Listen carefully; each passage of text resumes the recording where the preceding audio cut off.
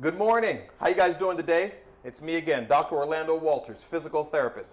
And I'm here with James, my man. James, I'm so glad to have you here.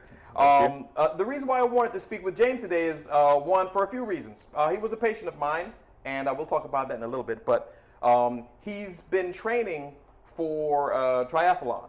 And I find it very interesting, and he's been putting himself through some rigors.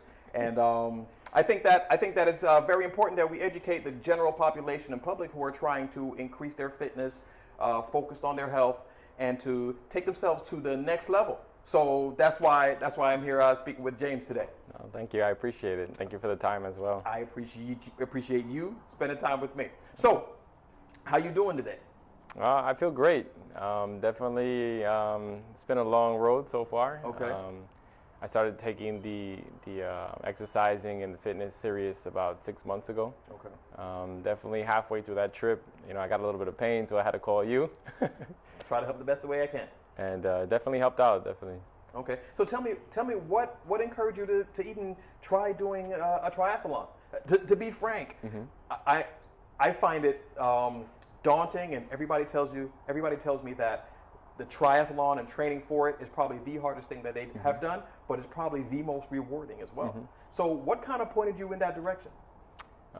So I have a strong background in baseball. So even from younger, I can't remember the first time I actually began to play. So that was always a challenge, being able to, have these tournaments, teams, and things like that. But, as we get older, those those we more focused on, life in general, family. We're oriented on our work, and those things kind of tend to get pushed to the side. So there was something that was missing. I was always so fully driven to push myself, and I took a photo one day on vacation. I looked a little comfortable, and comfortable. That's a good way to put it. And I just wasn't happy, and I knew there was more. There was more that I could have done for myself, and that's what kind of sparked the interest of me, pushing myself, and yeah, man, it's been a long journey, and I can say definitely from that, it's helped with the mindset, the daily grind or the push. You don't want to settle, and I look at it as every day is a blessing to get up, and I'm definitely not a morning person, but I force myself through habit to become a morning person. But it's just to see the sunrise in the morning is a gift. Okay, absolutely. So it seems to me that yes, you've been an athlete all your life, but now you have created a new lifestyle change for yourself. Yeah. Which, in order to be able to compete in the triathlon, it has to be a part of your lifestyle. So what adjustments have you made? Definitely hydration. We tend to not drink as much water as we should throughout the day.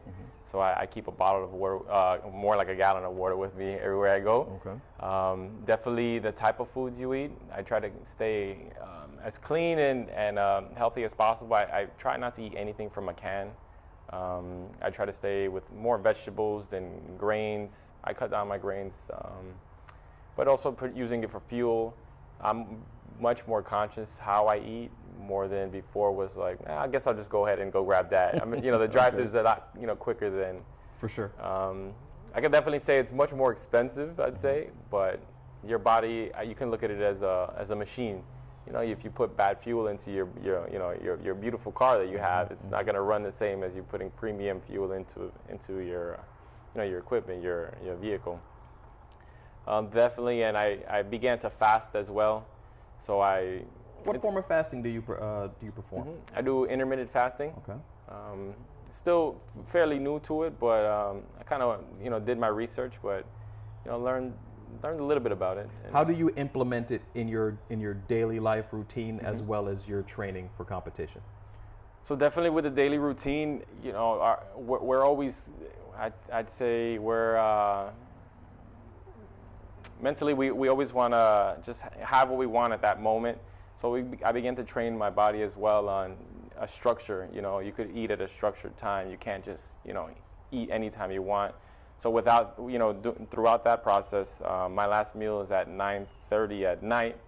and I don't eat until the next day at 9 a.m. in the morning. Okay. So that way I give a chance for my body to kind of recover and get all that stuff out of your body, instead of while you're sleeping, it's doing double time. It's working and processing at the same time. So I wake up the next morning feeling a lot better than I used to do when I would go to bed with a double cheeseburger and some fries 5 minutes before you lay down.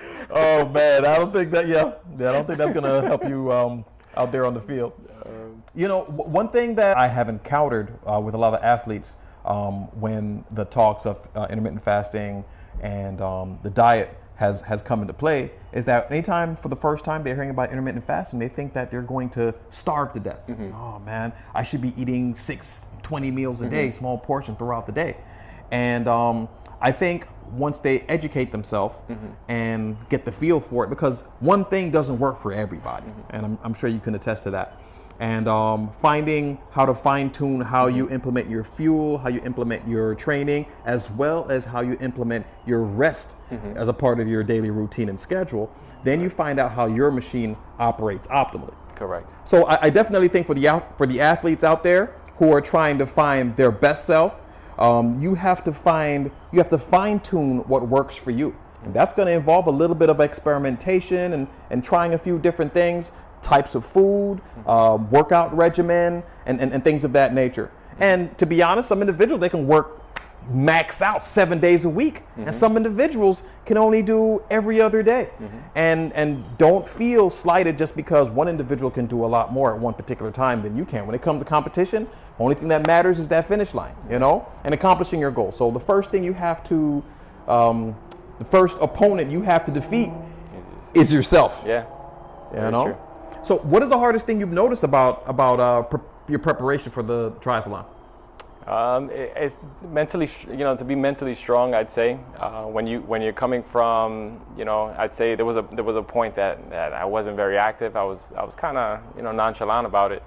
To be able to tell yourself that, you have to get up. There's a reason why that you're doing this, to stay mentally strong, like you were mentioning just now. Just to give yourself that motivation, and again, how you said it, it's the challenge is, you're thinking it's so much bigger, but the biggest fight is that you're fighting yourself, mentally throughout that process, and reminding yourself daily that there's a reason why you're doing these things. Do you work out on your own, or do you have training partners? Yeah, so I have a training partner as well too. I have a triathlete coach, so. He definitely pushes it to the limit as well.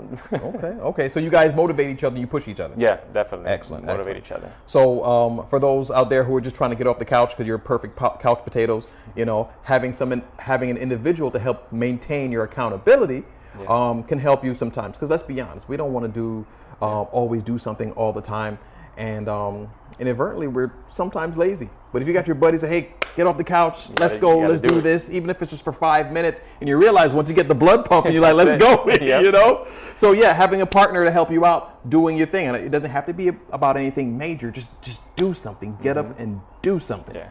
So tell me what kind of bumps in the road you encountered in terms of your physical, because you did contact me in reference to something that you were going through. If you'd like to speak about that, of course.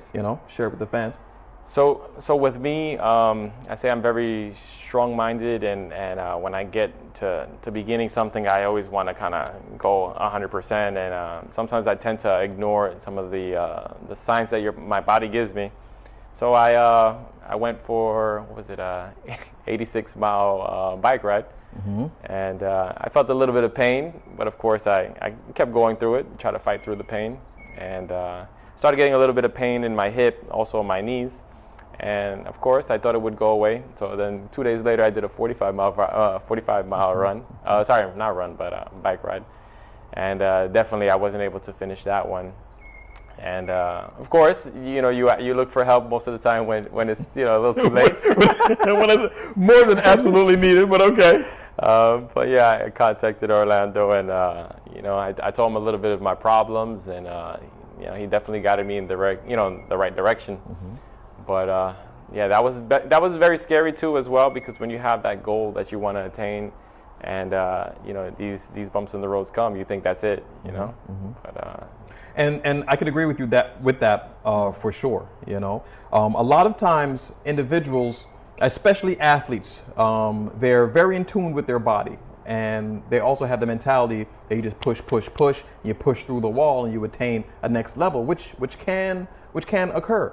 But as we get older, we have to make sure that we maintain the vehicle a little bit more. So just like you take your car to get oil changes, you want to do that as frequently as possible, as well making sure that you align the tires on the vehicle as well, so they're hitting the road evenly, so you have even wear and tear. And when it comes to endurance exercises, activities, and sports, and so on and so forth, when those chronic issues come along, if it's a chronic issue that slowly progresses and it starts to bother you, the chances are it's because of a movement insufficiency, a weakness, imbalance between one side or the other. One side might be too strong, one side might be too weak, one side might be more flexible than the other, or one side might be a little bit more tight. And then you also have to account for the equipment that you use, whether it's your bike, making sure you're measured proportionally for it, your height, legs, so on and so forth. Also your running shoes, making sure you have good shoes that fit you. Even though you might love Nikes, your body might work a little bit better with some Asics or some Adidas or whatever have you. So again, that's where I say it's important to start experimenting, just to kind of feeling a few things out to see what works best for you. So here's my next question. Out of the three, which one do you like the most, and which one do you fear the most? That's a good one. I think I have to say maybe running. Running is probably the best, but slowly I'd say biking would be second place. But I'll tell you why as well. Definitely when it comes to running, it's a mental battle from the beginning. One, who likes to run? That's already there. So you got to be, I'd say, a different creature to really want to get up out of your comfort of your bed to go and put your body through pain. So I feel like there's beauty in that as well, because when you think about it, it's life as well. You go through life, and you have times that are beautiful, but as well you're gonna go through some pain. So you think about that running daily, and it makes the day easier as well. Right. But just the mental challenge of pushing yourself and telling your body, like, my body feels tired, but you have more in the tank. So you get to understand how it works, and there's a lot of time to think. You can think about when you're running for 13 miles, you got an hour, and you got an hour 45 minutes to think about things you can do. A lot of thinking. So it's more of the battle. You get to actually like understand how the mind is so powerful as well, and I find there's a lot of beauty in that, and we take it for granted sometimes, but definitely I feel it's something that you should put yourself through as well, even though it's painful, to understand what I mean as well. Biking is I know you said the best, the best and the worst, but biking is cool too, because you get to bond with people as well through the pain. Okay. And then, of course, the most painful, what we have behind us, is the water. Yeah, I'm not too fond of the water myself either, but... Yeah, I'd say the water would be the hardest for me, because I grew up in Brooklyn, so we didn't really have too many pools around us. So actually, this year, I began to learn how to swim, which was another challenge. Really? Oh, so you just hit the ground running. Yeah, I don't like to be told that I can't do something as well. So I don't want to have that in my mind that I can't do this. This is something that I just need to take the time and learn and go through that process of pain. Gotcha. Now here's my question: how do you deal with the jelly legs when you get out of the water and now you have to hit the next event? Because there's a transition in between that. Yeah. I felt it before, and it's difficult to go through. How do you prepare for that, and how do you make sure you transition seamlessly? Well, the way I'm doing it now, we have a couple days that we work both in together, but definitely you have to do this on a gradual basis as well. So as the beginning, what I would do is from the start, I ran 4 miles, 4 to 6. Then I would do 2 miles a little bit faster, but a slower pace, and you have to understand your body as well, how it works. And then you start working in some of the biking, and then the swimming as well, and but definitely you have to have a certain amount of kind of foundation to work into those things as well. You can't just, I'm going to go swim 2 miles today and then I'm going to go run and do. That's where the injuries come. Right. Right. A good example myself. But gradually work it in, and with the food and the hydration and definitely those are major keys to avoid the incidents that come across when you kind of forcing yourself to get into those. In your preparations for your events, what kind of chronic nagging injuries do you notice the most amongst yourself as well as your training partners? Yeah. Well, for me, I definitely say that I'm going to be honest, lack of stretching. Okay. So my hamstrings tend to be very tight. Okay. So I began better. I'm getting better at foam rolling. I have the massage gun as well. Trying to get back into yoga as well. Okay. So those are some things. But definitely my hamstrings are probably the most painful. I keep in kind of consideration of my left Achilles, because that usually has an issue after a certain amount of miles that I put in. Let me see what else. That's about it. Yeah, I'd say my hamstrings and my Achilles. Okay. Wow. Now, in terms of your diet, you did mention a few things. How do you structure your diet in preparation for your active days as well as recovery and so on and so forth for the athletes out there who are looking for a few tips and pointers? So I could only say, based off what I go, definitely you're much more, I'd say, educated in certain fields when it comes to the nutrition. What I like to do is I like to kind of carb load a little bit before my big runs or my 55 miles, my 80 miles. So I'll eat a solid meal. Since I'm doing intermittent fasting. It's a little hard to balance it as well, though, because it's almost like you're going on an empty stomach to do these things. So you got to kind of give your body that extra fuel before you head out on those big days. And then definitely cycling. You'll have a couple bars on you, or gels and things like that to keep you hydrated. I just started using this new product too. For you put it into your, it's like a tablet, and you put it into your water. It gives you electrolytes. So it definitely, that one definitely helped out yesterday. Okay. Do you encounter any major cramping or anything like that while in between? Thank God, no. I felt that before, and those are never fun. But I think definitely because I just know what I've had cramps before, and the hydration is definitely key. Since we're in South Florida as well, the sun it has no mercy on us. Oh, it will beat you down. Yeah, and just I'm always running around, so I have to definitely hydration for me is key. Okay, alrighty. Now, do you have any advice you want to give the newbies out there, or just your athletes or anything like that? Yeah. What would you tell? Just look them in the camera and tell them what kind of advice you would give them for life as well as competition? Some advice I'd say, because going from September and having a very active background, just stay focused on the goal. Give yourself a goal to look forward to, and stick to it. I know not every day is going to be you're going to give you're not going to have 100% each day, but you gotta get out there, and you don't know how much of an improvement it's going to give your life as well in general. Those runs, again, when I talk about the runs, you begin that run, nobody wants to run, to be honest, but I have that goal that my mission is to be able to do that half an Ironman, because I don't have a limit in expectations that I can achieve. So that's the main goal. I get out of the bed at 5 a.m. in the morning is because there's the goal, and I've told so many people now I'm accountable. That's for sure. So accountability, and just push through it, and just like life, there's gonna be some good days, some bad days, and you feel great as well. I mean, I feel amazing. Definitely from the last time you saw me, I was in a little bit of pain, but just grind through it, push. And it's definitely going to be worth it as well. It becomes a lifestyle after, and then you just can't stop. Okay. So grind smarter, people. Yes. All right. James, so happy to have you. Thank you for speaking with me and sharing a little bit with everybody out there. Hopefully I can have you again. When you have your competition, I'm going to be there cheering you on, okay? Just, big things, and make sure you encourage any and everybody out there, friends, family, anybody who has goals they're trying to attain, no matter what those goals are, be a positive influence on their life.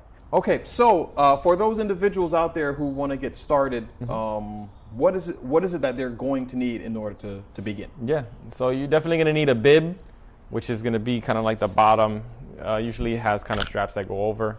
It's definitely going to keep you a little bit more comfortable throughout those rides. The jersey as well, it's going to be a little bit fitted, but as well, it's a little bit more aerodynamic. It's going to keep the sweat as well. It's going to be a lot more comfortable than using something similar to like a cotton type base material. Okay.